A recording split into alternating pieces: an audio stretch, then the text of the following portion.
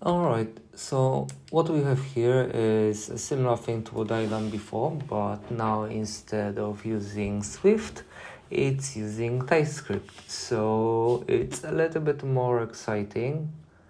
So this is how it looks like. It's a 3D rendering engine done in TypeScript. It's using WebGL, WebGL 2. It has actually more features than the previous thing that I've done in Swift. I think the architecture is a little bit nicer as well. It has a bunch of different effects. So first thing you can see is that there is fog. The other thing is that we have multiple lights. So if we expand the scene viewer, we have, first of all, there is the directional light. Position doesn't change anything, but when you move it around, you can see the shadows are changing as well. The next one is a point light, which was the blue one. So you can see that this affects only the light. The shadow is not implemented for this, at least not yet. And then the last one is spotlight. This has shadows as well.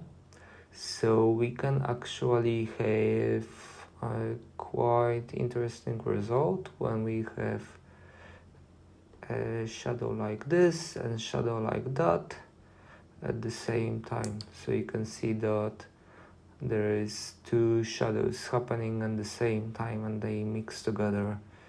And the shadow, of course, are dynamic as well. We have texturing, we have animation, so there's a Quake 1 model. This guy is here. Let me rotate him a little bit. What has been improved is that instead of just playing all the animations at once, it's just playing one animation at a time, so you have it just running properly.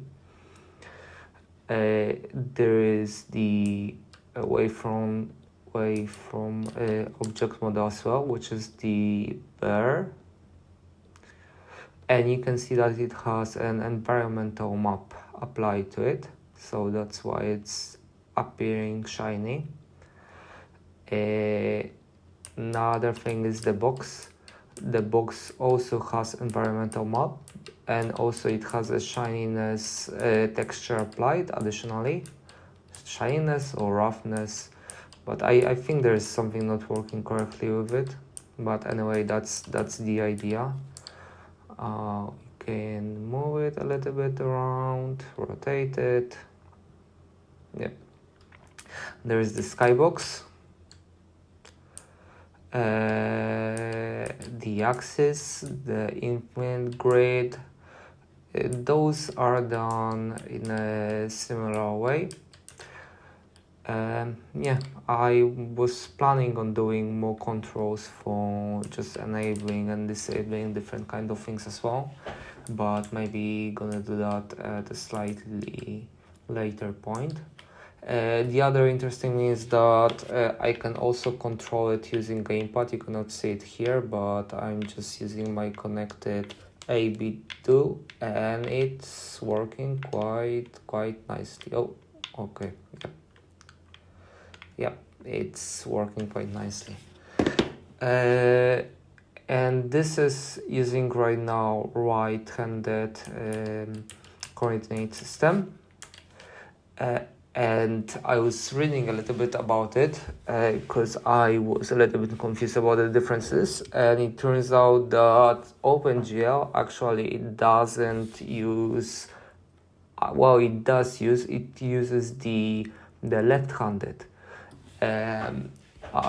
for the clipping space, the resulting clipping space, but using the right-handed coordinate system is sort of like historical. It's a little bit misunderstood because some people think that it's required, some people think that it's native.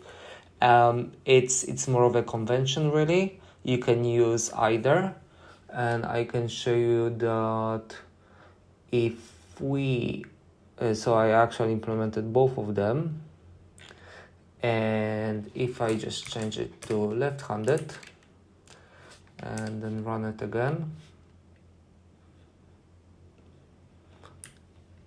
hey, we have left-handed coordinate system, and it works fine as well without any issues. So you can use any of them. You just have to be kind of aware of, like, conscious about the decisions that you make when you use different kind of calculations, things like that. Okay, so I'll just go back to the previous one and how I've done it. So this is using TypeScript. There is what was it in the launch?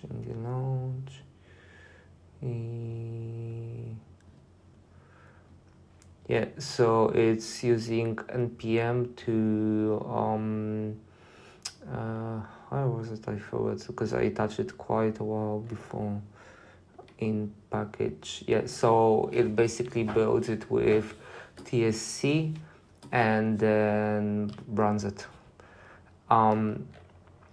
So what we have here is the entry point is in the main file.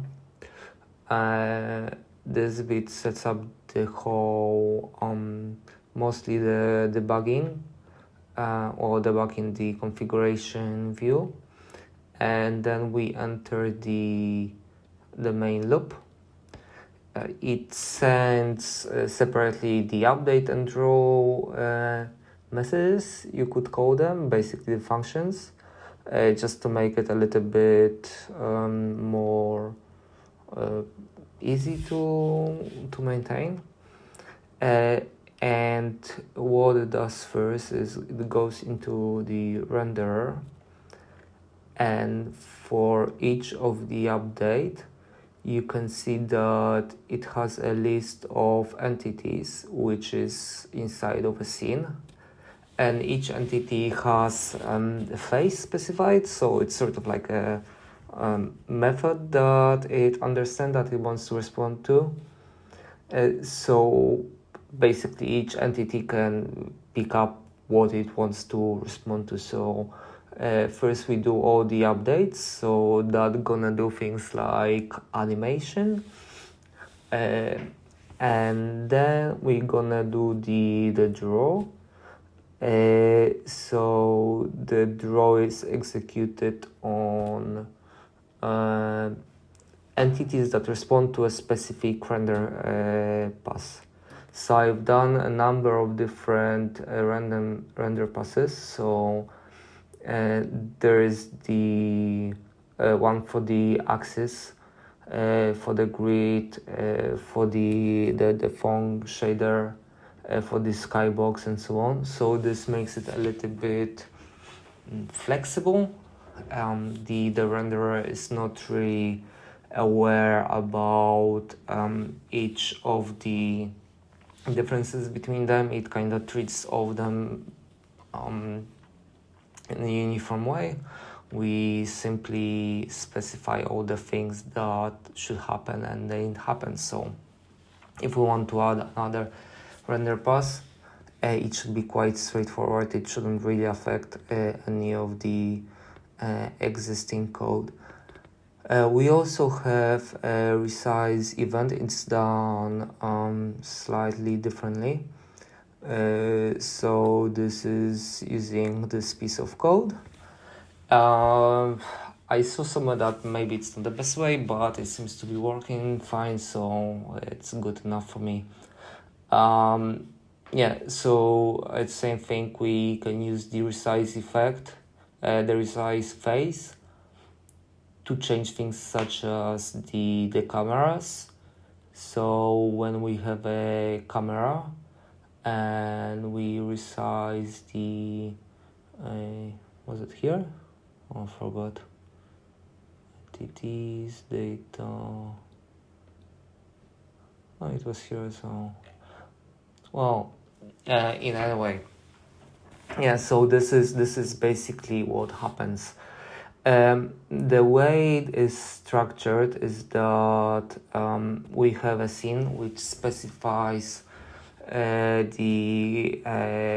all the entities.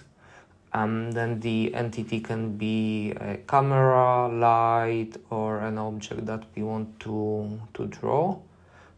So, for example, for the bear, there is a bunch of different things specified. We specify the location and just add it to the root. For the soldier, you can see that there is an animation specified. So if we change it to something else, let's say number 2, can't remember what it is, we gonna get, different kind of animation. And you can also quite clearly see the shimmering effect because of the vertex animations. Okay. So the entities, they form a graph. So each entity, you can see it has the faces that I talked about before. It has a name which is displayed in the hierarchy view, and it has number of children. So using this, we can create a hierarchy. So if we move the parent, the child gonna move accordingly as well. That's why you can see that we have translation and we have translation global, right? So translation global gonna take into account the translation of the parent. Same thing with the rotation and so on. What I've done is that so every frame, it doesn't just go through the whole hierarchy. I implemented caching of the transform matrices, so that's why there is this thing, update matrices if needed. So we have number of different flags that gonna take basically what happened with the parent. I think if I remember correctly, is there gonna be a set when the parent changes. I've touched it quite a month before, so I cannot remember exactly, but I think it was like that. Yeah, and then for each of the child, we basically do the things that have to be done. Node is empty, so it's just a container, because this is done as an abstract class, so we don't actually create an instance of entity. That's why we have node. The model is the model, basically the 3D model, and what we it's just the static model. And then we have animated model, which is using for the soldier. We have flight and the camera, and each of them uses separate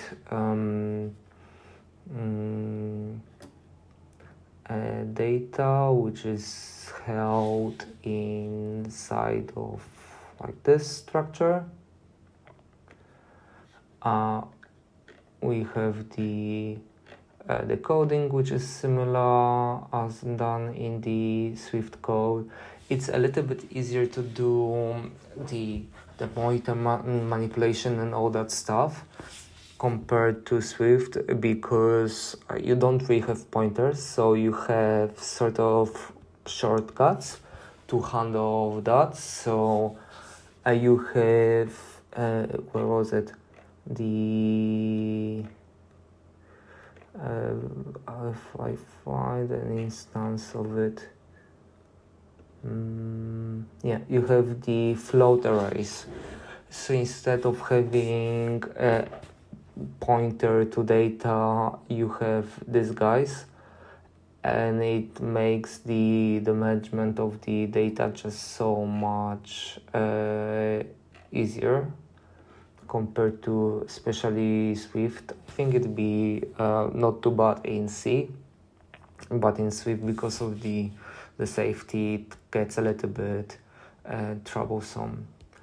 Yeah, so I guess that's basically it. There is different shaders done for each of the thing. We have grid, we have font shader. Oh, what I was actually implementing was selecting things by clicking on them. I can't remember if it actually shows anything in the log. Maybe. Remember that I had something done. Nope. What was it here?